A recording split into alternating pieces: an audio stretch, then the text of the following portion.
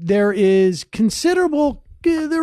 considerable controversy in New York about the whole Amazon headquarters, I guess, the breakup, if you will, the short-lived romance and relationship. And we are fortunately nothing was official. And so the divorce was clean. There were no children involved. I think the question, Sam, is will Amazon Cuomo keep his name after the divorce, much like many do, or will he change it back to Andrew? That's correct. We don't know that. That is unclear. I have no insight into Amazon Cuomo's thinking on this. The biggest losers, it depends on who you talk to. But the most definitive, measurable losers at this point, right? Because we were always talking about hypotheticals in this situation. If Amazon actually delivered the jobs, there was a lot of hypotheticals. But the most material losers, at least in the short run, are those Amazon executives who knew that New York and Queens was going to be picked and bought real estate in that area. Now, with that said, at first blush, I would actually argue that that's wonderful, but I would argue that the biggest losers are actually large corporations, because what this entire sweepstakes auction, whatever you want to call it, did was lay bare this economic race to the bottom, where cities have to grovel and beg and offer bribes to corporations to get them to move their locations. And Amazon just raised the awareness on this a millionfold. And every other company that's going to come after and seek these millions of dollars, sometimes billions of dollars, are going to have to come up against the fact that the public just doesn't like this idea.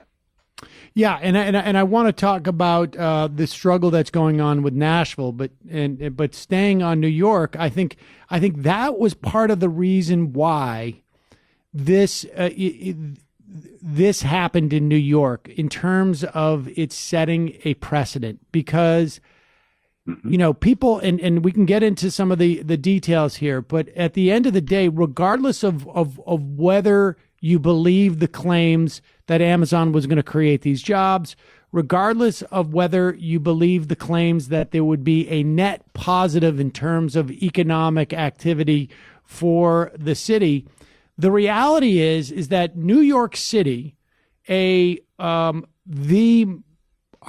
the most vibrant, 10-mile radius of economic activity in the country, and one that is a very strong union city, one of the most sort of like economically powerful buyers, if you will, of corporations coming for headquarters. If they gave the store essentially to the wealthiest company, more or less in the world, the wealthiest guy in the world who could come there, that's basically saying that New York is not in a position to deny anybody. And that if Jeff Bezos is worthy of a subsidy, what company wouldn't be? And if Jeff Bezos didn't have to give anything for a subsidy, what company would be? And that was one of the big sort of like, I think, less covered aspects of this, is that the precedent that was being set. And Amazon surely knew that too, about the precedent. Yeah. And I mean, I also think that you have to look at this in the sense of who has the value. Does Amazon have the value by virtue of being a company that can cite X number of jobs in a portion of New York City? Or does New York City have the value by virtue of being New York City, right, being a place with a huge workforce, incredible amount of talent, the entertainment, the location in terms of being the world financial sector, having access to all these other industries that companies like an Amazon are interested in.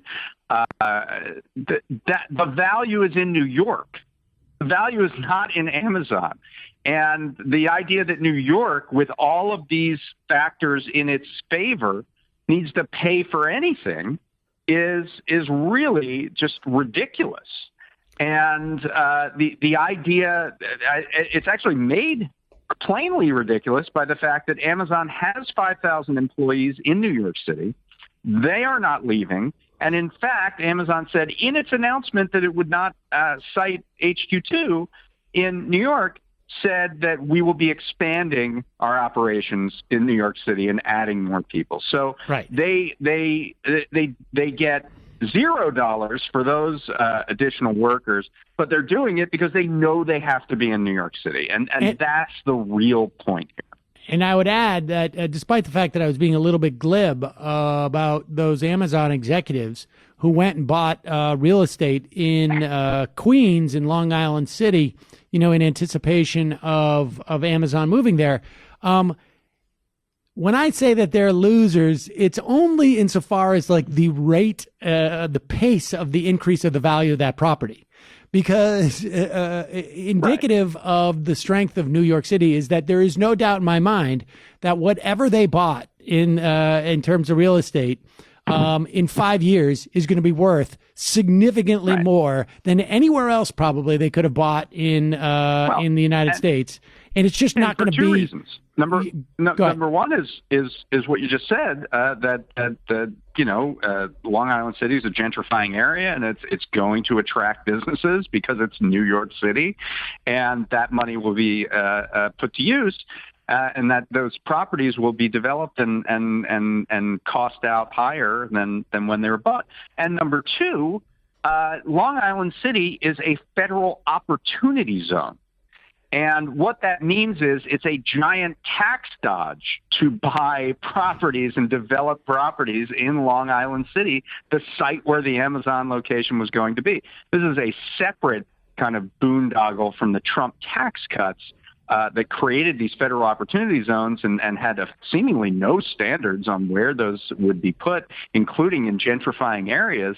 But these individuals are going to make out great on this real estate deal, just not in the way they thought they would. And so that's a completely separate subsidy. And just to be clear here on the New York stuff, and then we'll take a break and we'll talk specifically about Nashville. But we heard the number $3 billion. And I think about 500 million of that were direct payments, were actual payments or subsidies to Amazon. The other 2.5 billion were essentially taxes that New York City, New York State would not collect, assuming the same amount of economic activity was to go on there. And I guess the question is, like, how much do you believe there will be economic activity that will go on there?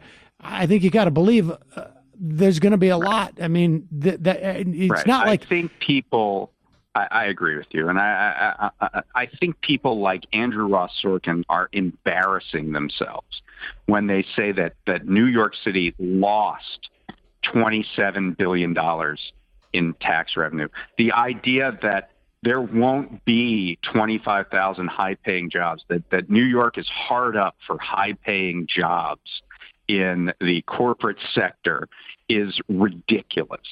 And this idea that there's lost tax revenue coming in is just inaccurate. New York City is going to have the number of jobs that are able to be supported by the city.